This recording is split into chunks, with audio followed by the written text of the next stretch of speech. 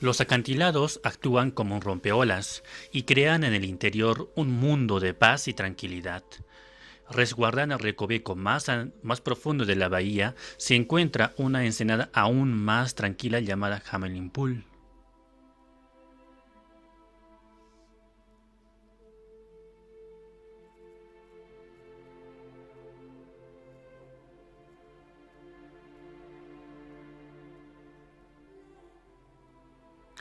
Dado que no entra agua dulce en esta ensenada, su contenido en sal es muy elevado. Estas condiciones han permitido la supervivencia de un organismo en concreto.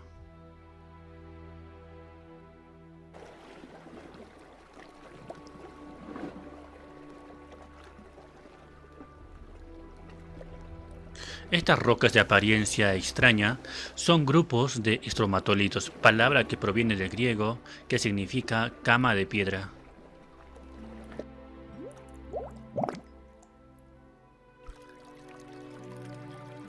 Nuestro planeta sufrió una transformación radical hace unos 3.000 millones de años.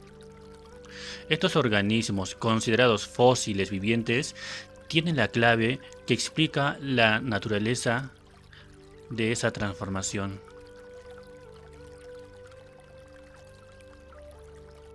Los estromatolitos son en realidad colonias de microorganismos llamados cianobacterias.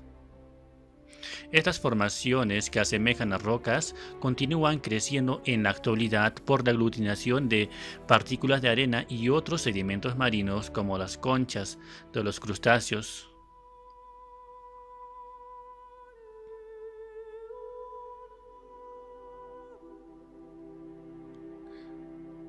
Las cianobacterias tienen un tamaño muy pequeño.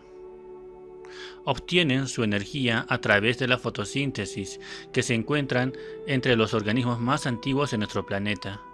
No decimos que son los más antiguos, pero se encuentra entre los más antiguos.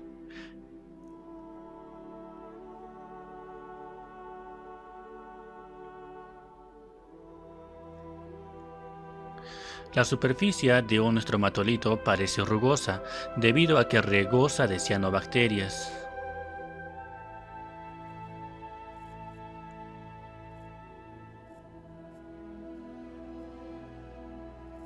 Las cianobacterias segregan una sustancia mucosa que atrapa las partículas del sedimento y se endurece en capas que se van acumulando a lo largo del tiempo. Durante el día libera oxígeno mediante la fotosíntesis.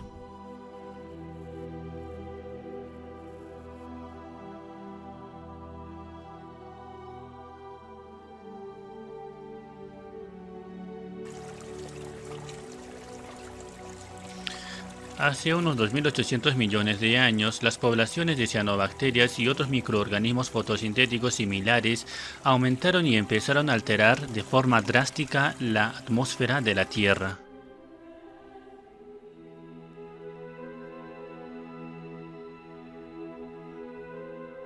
Hace unos 4.000 millones de años, la atmósfera de la Tierra estaba compuesta fundamentalmente por nitrógeno y dióxido de carbono. Al igual que la atmósfera de Marte, ¿carecía de qué? Carecía de oxígeno. Entonces, aparecieron en escena microorganismos fotosintéticos como las cianobacterias, y los océanos de la Tierra se vieron inundados por colonias de bacterias.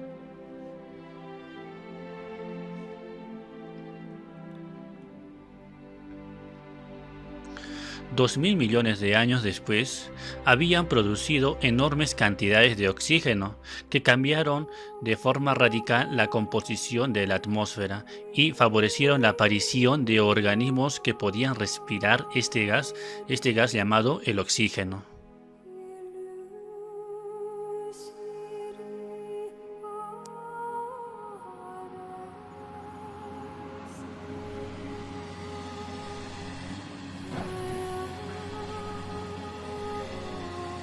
La incorporación de oxígeno en la atmósfera de la Tierra produjo otro cambio fundamental: la formación de depósitos de hierro, el metal que se convirtió en la base de la civilización.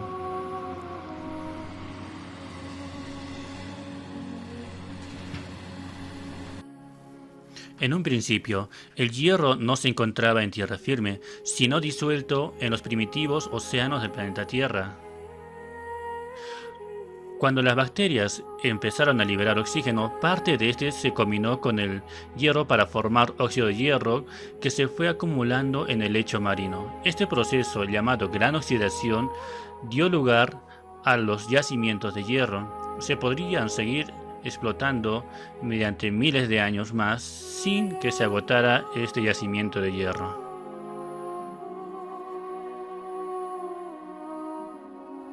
Estos diminutos organismos dieron lugar al planeta tal y cual como nosotros lo conocemos. En 1683, Leeuwenhoek descubrió las bacterias a través de un microscopio fabricado por él y las llamó Animalculus. El término de bacteria proviene del griego bacterium, que significa bastoncito, y fue introducido en 1828 por Ehrenberg. Las bacterias constituyen el dominio bacteria. Cada una de ellas está formada por una célula llamada procariota y son posiblemente los seres vivos más antiguos del planeta Tierra. Hay fósiles de estos con una antigüedad de 3.500 millones de años. En el transcurso del tiempo geológico, las bacterias se han propagado y adaptado a muy diversas condiciones ambientales del planeta Tierra. Crecen en suelos, en subsuelo, en agua, en el fondo del océano y en desechos radioactivos, e incluso han sobrevivido en el vacío del espacio exterior. El propio cuerpo de una persona tiene más bacterias que células humanas. Por ejemplo, un individuo que pesa 70 kilogramos está conformado por unas 30 billones de células humanas y contiene de 40 a 60 billones de bacterias, con una masa aproximada de 200 gramos. En cuanto a las bacterias, algunas bacterias pueden formar endosporas, que son estructuras muy resistentes cuya función es sobrevivir cuando las condiciones ya sean adversas. Las endosporas aparecen en estado latente y tienen una alta capacidad de supervivencia. Pueden soportar luz ultravioleta, rayos gamma, calor, presión y desecación. Algunas endosporas que durante 250 millones de años habían permanecido atrapadas en rocas crecieron normalmente cuando fueron incubadas en tubos de ensayos.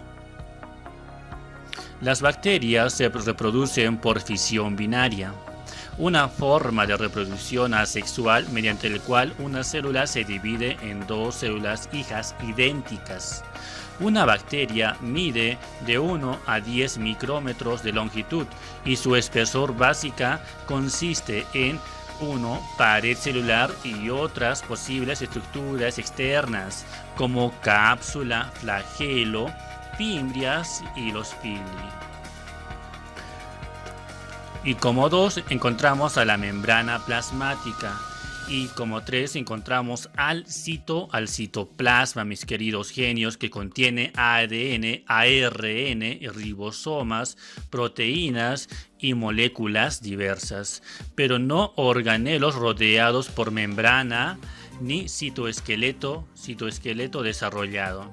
La pared celular es una cubierta rígida que confiere a la bacteria su forma característica y protección física. La bacteria produce su propia pared celular de peptidoglucano constituido por cadenas paralelas de polisacáridos unidas transversal y covalentemente a péptidos. El ADN de las bacterias conforma un cromosoma circular único que se encuentra anclado a la membrana plasmática. Además, las bacterias contienen varias piezas circulares de ADN denominadas plásmidos, una de cuyas funciones pueden ser resistencia a ciertos antibióticos. Los ribosomas bacterianos se encuentran tanto libres en el citosol como adheridos a la parte interna de la membrana plasmática. Son del tipo de 70S y están formados por dos subunidades 30S y 50S. Y en total contienen 3 moléculas de ARN ensambladas con 55 proteínas. Aun cuando las bacterias no poseen un citoesqueleto muy bien definido, algunas proteínas bacterianas son homólogas a la del citoesqueleto de células eucarióticas, como por ejemplo la proteína bacteriana FTSZ forma un anillo medial contráctil mediante la división celular y es semejante a la estructura de la tubulina de las células eucariotas, mientras que la proteína bacteriana MREB se extiende a lo largo de la célula y es semejante a la proteína de la actina de la eucariota, mis queridos genios. Con base en su forma, las bacterias se clasifican en cocos, que tienen forma redondeada elíptica. Si la estructura está formada por 2 cocos, se denomina diplococo. Las estructuras con formas de cadena se llaman streptococos.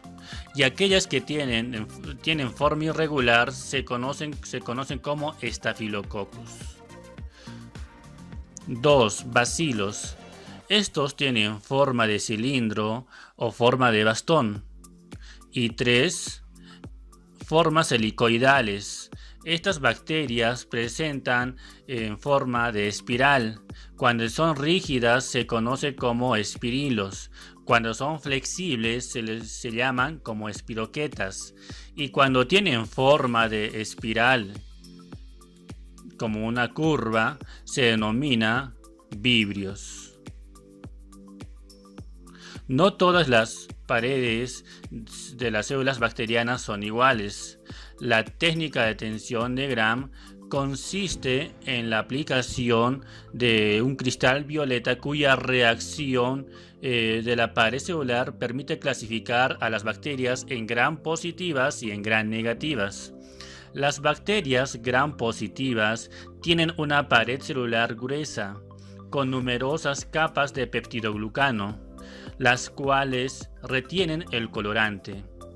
Algunas de estas bacterias se rodean, además de una cápsula de cubierta gruesa de polisacáridos, cuya función puede ser adherencia, resistencia a la desecación, material de reserva o patogenosidad. Por otro lado, las bacterias Gram negativas poseen una pared celular delgada y una segunda membrana lipídica denominada membrana externa, lo cual no retiene el colorante. El metabolismo bacteriano es muy diverso y por convención se refiere con base a 3 criterios importantes: por su fuente de carbono, por su fuente de energía y por su aceptor de electrones. Por su fuente de carbono. Lo que comúnmente se conoce como su forma de alimentación, las bacterias se clasifican en autótrofas y heterótrofas. Las autótrofas obtienen carbono a partir del dióxido de carbono del aire. Las heterótrofas obtienen carbono a partir de compuestos orgánicos. Por su fuente de energía. Las bacterias pueden ser fotótrofas o quimiótrofas. Las fotótrofas utilizan luz como fuente de energía. Las quimiótrofas obtienen energía mediante reacciones de óxido-reducción y se pueden subclasificar en base del tipo de donador de electrones que utilizan. Las que utilizan donadores de electrones inorgánicos como el hidrógeno, amoníaco, azufre, se les llama como los quimiolitótrofas. Las que utilizan glucosa y algunos otros compuestos orgánicos como la glucosa, donadores de electrones, se les llama como las quimioorganotrofas. Y 3. Por su aceptor de electrones, lo que comúnmente se conoce como su forma de respiración, las bacterias heterótrofas se pueden dividir en... ¿En qué clases se van a dividir? En aerobias y en anaerobias. Las aerobias utilizan oxígeno molecular como aceptor de electrones, es decir, requieren de oxígeno para su desarrollo. Por su parte, las anaerobias no utilizan oxígeno, sino algunas otras moléculas como aceptor de electrones, es decir, no necesitan oxígeno para subsistir. Muchas bacterias son tanto aerobias como anaerobias, dependiendo si hay oxígeno molecular en el ambiente o no, y se les denomina como facultativas. Por otro lado, las bacterias anaerobias estrictas son aquellas que para sobrevivir necesitan una atmósfera sin oxígeno.